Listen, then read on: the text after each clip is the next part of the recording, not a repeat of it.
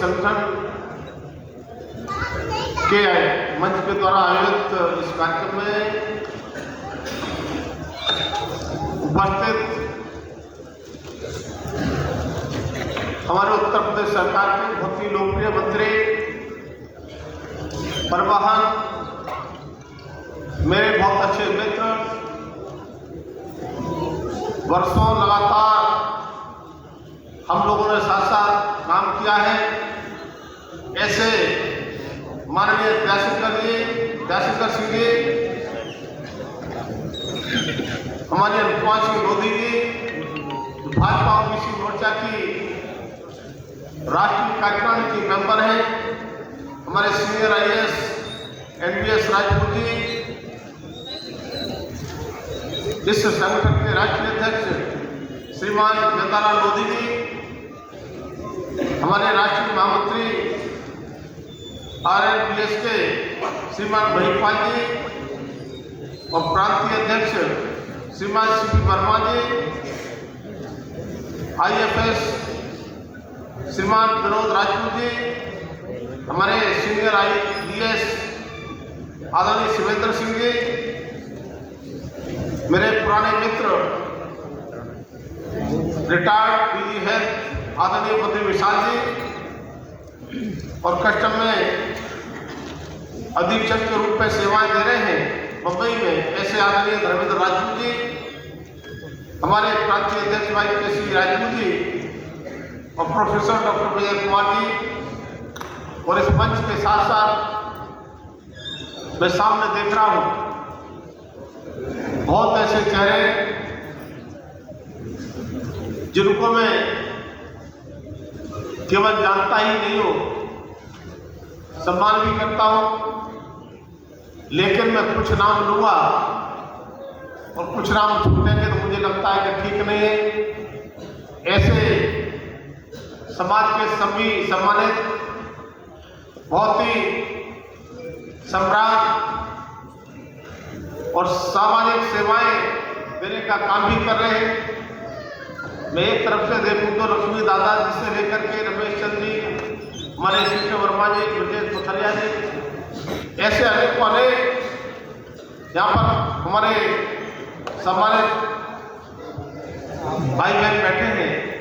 ऐसे सभी सम्मानित इस संगठन से जुड़े हुए सम्मानित पदाधिकारीगण, लोधी महासभा के सम्मानित सभी पदाधिकारीगण और इस लोधी युवक युवती परिषद सम्मेलन में आए हुए और इसमें सहयोगी की भूमिका में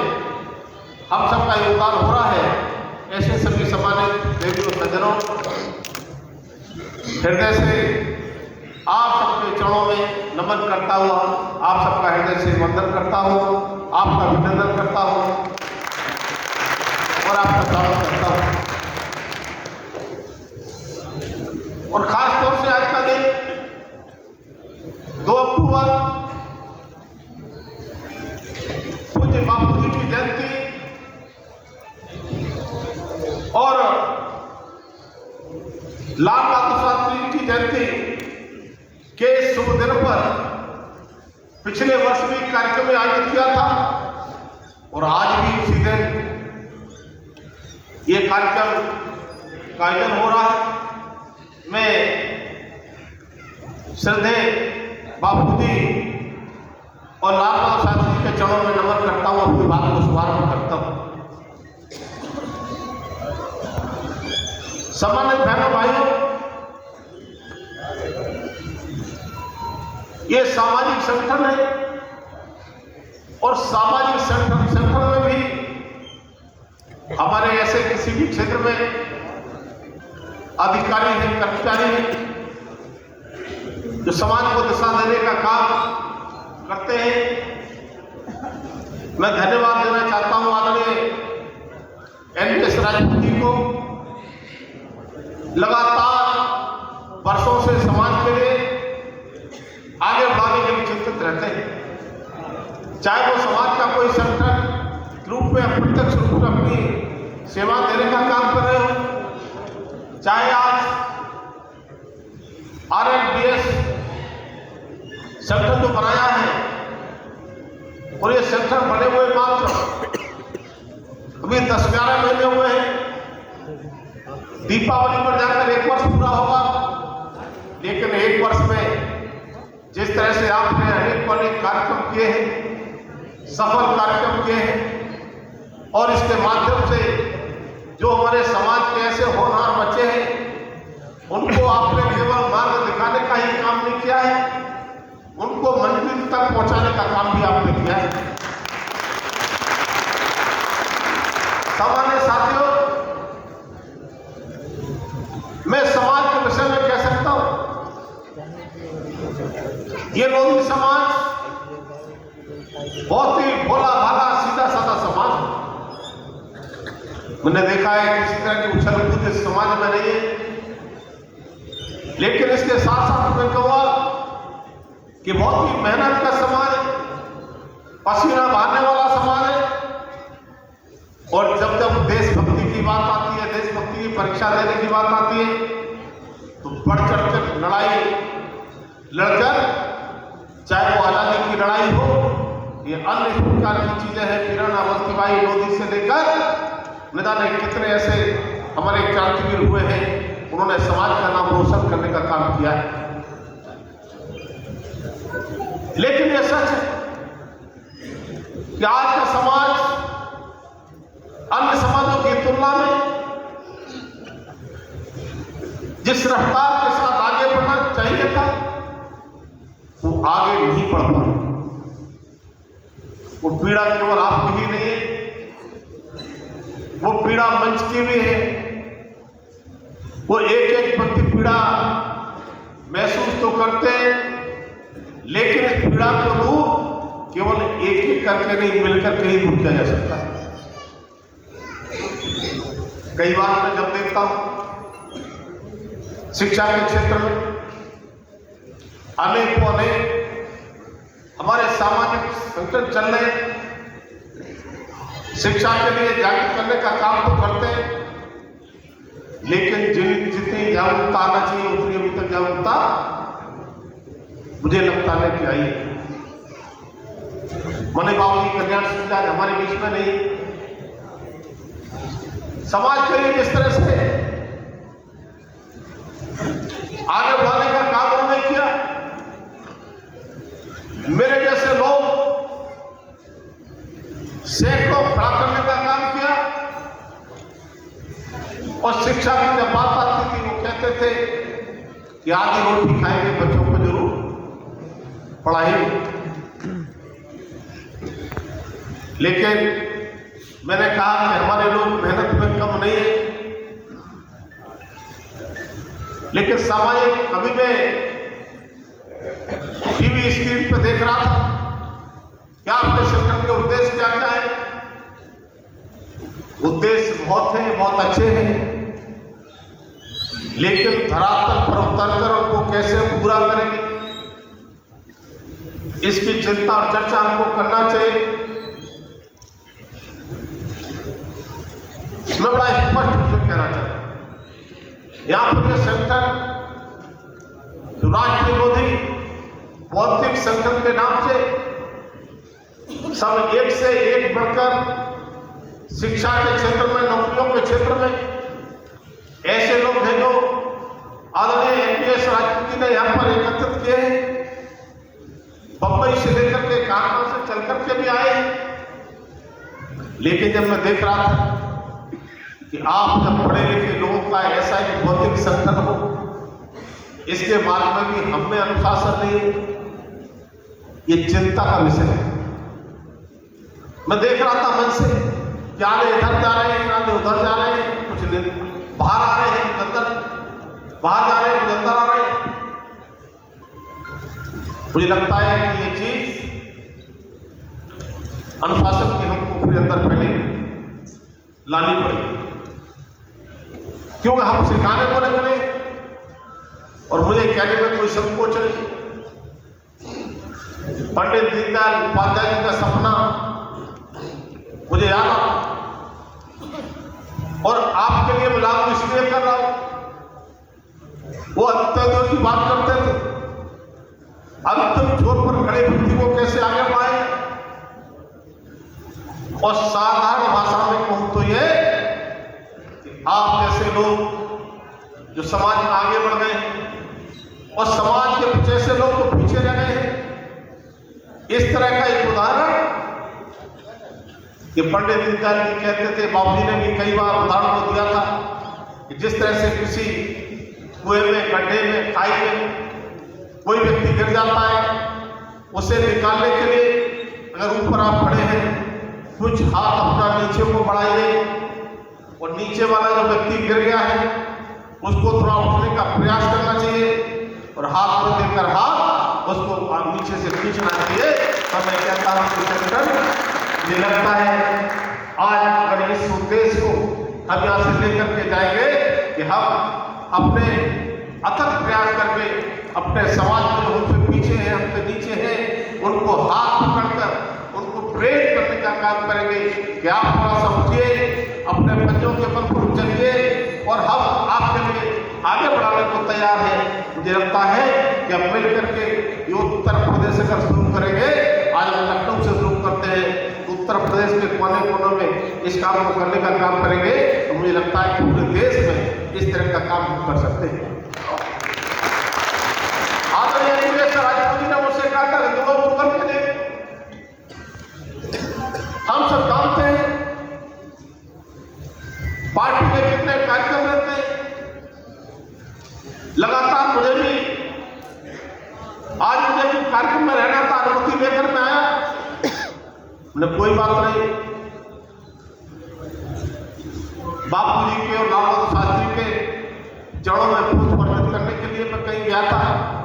कार्यक्रम किया और इसके बाद में खादी भंडार भी आ जाना है, क्योंकि 2 अक्टूबर के लिए खादी के लिए प्रचार हमको करना चाहिए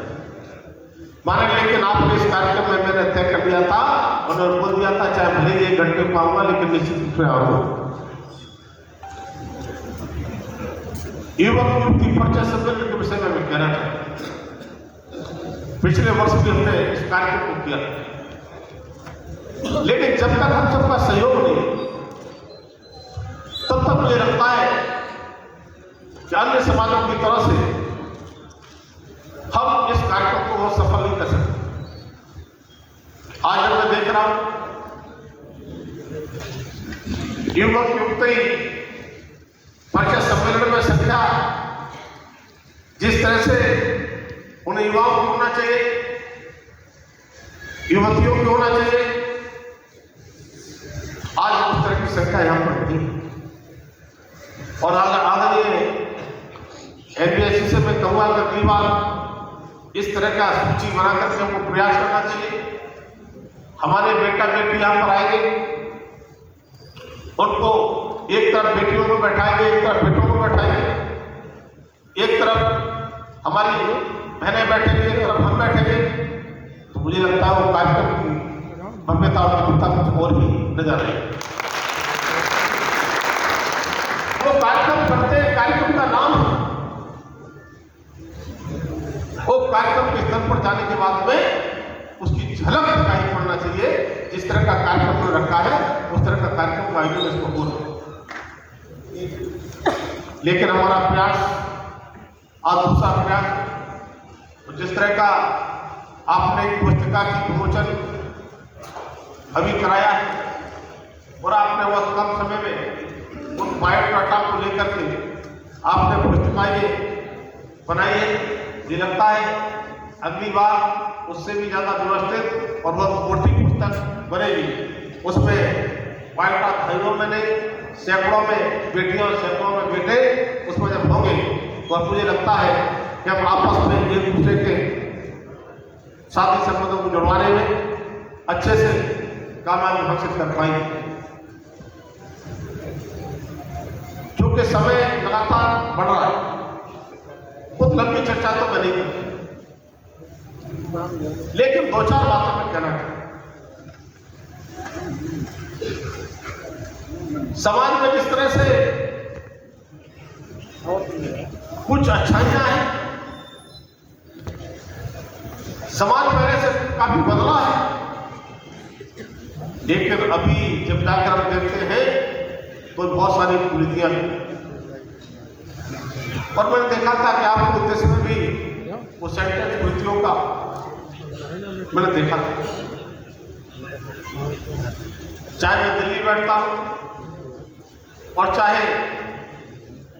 अपने गृह जनपद में,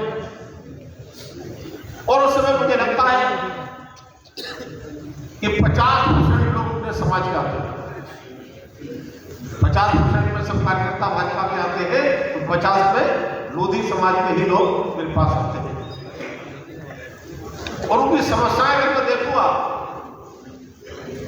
तो 70 से 80% समस्याएं उनकी व्यक्तिगत ऐसी होगी जो आपस की होगी, सामाजिक हो, पारिवारिक हो। और जब मैं अपने गृह जनपद में बैठता हूं तो आप आचरण करेंगे कि अपने समाज की जो समस्याएं होती है वो 90% समस्याएं ऐसी होती है जिनका कोई थोड़ा लेना देना नहीं है, वो आपस की समस्या है। जैसे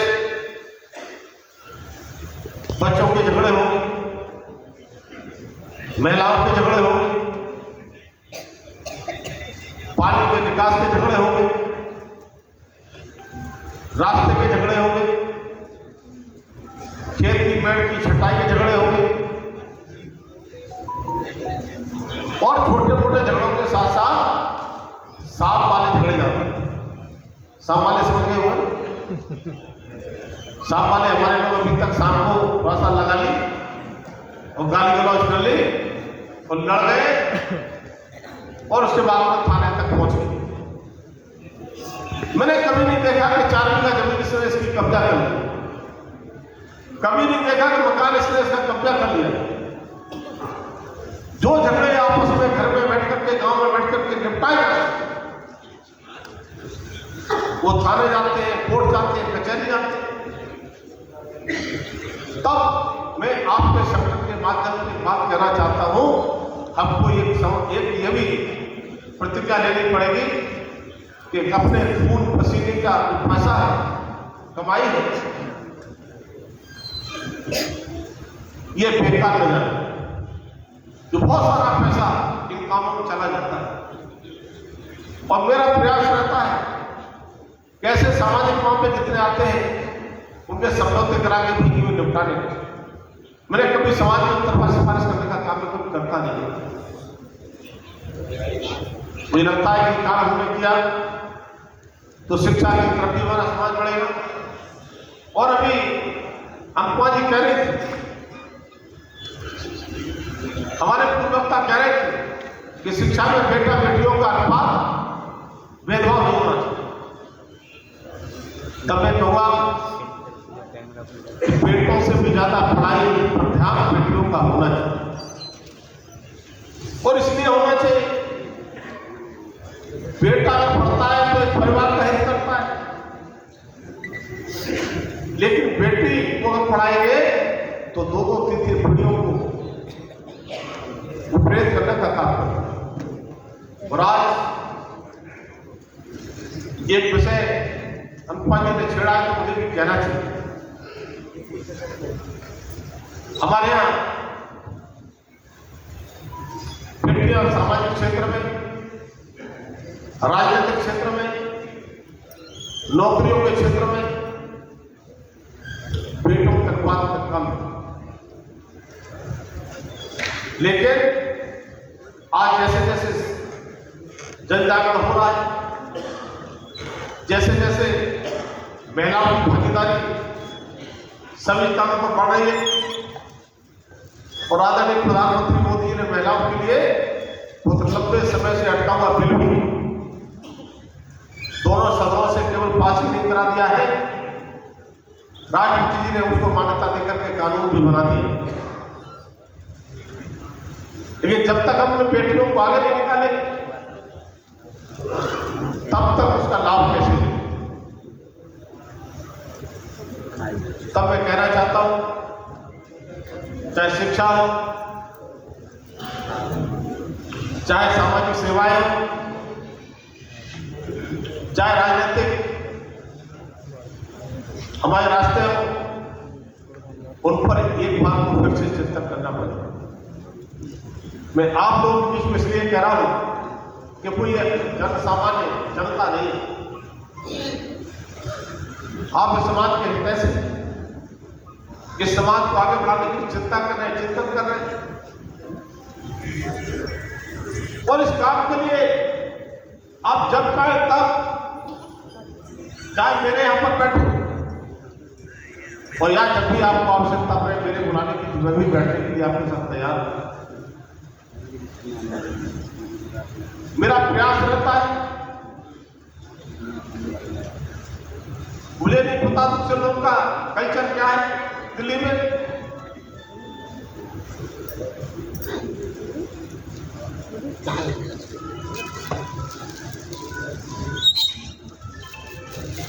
लेकिन आदरणीय मंत्री जी, मैंने दिल्ली पहुंचने के बाद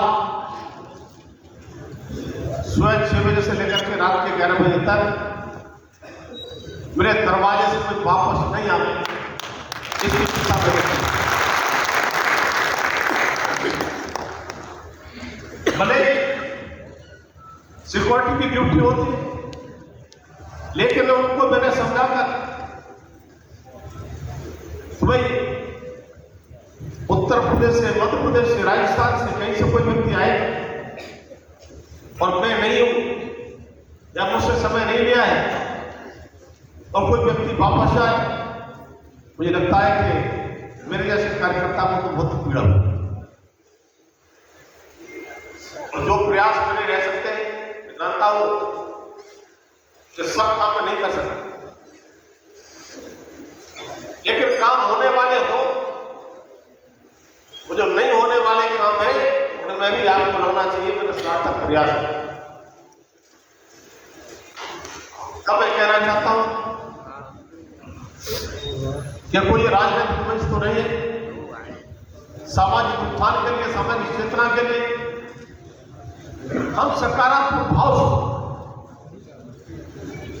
हमारे कुछ लोग इस सोच के साथ में काम करते हैं कि उनका काम करने का तरीका और उसके पीछे कुछ और कुछ उद्देश्य रहते हैं जिससे साफ नहीं, और हम लोग एक ईमानदारी के साथ सार्थक प्रयास अगर करें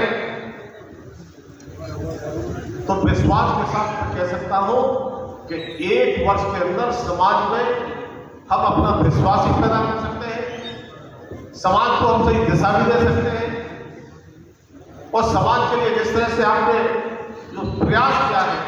और इसका प्रयास ही नहीं किया है, अपने नाम भी इसका प्रयास है, मैं आपके नाम के प्रयास के लिए और सार्थक प्रयास के लिए आपके लिए शुभकामना भी देता हूं, और आपके प्रयास में मेरे सहयोग की भूमिका जहां भी जिस प्रकार की लग सकती है, मैं भी आपके साथ में खड़ा हूं, और केवल हम सबका उद्देश्य हम अपने आने वाली पीढ़ी को या आज की पीढ़ी को कैसे हम शिक्षा के क्षेत्र में आगे बढ़ा पाए, कहां पर हम इसका सहयोग कर सकते हैं, और जिसका जो स्तर है वो अपने स्तर से उस तरह का सहयोग करें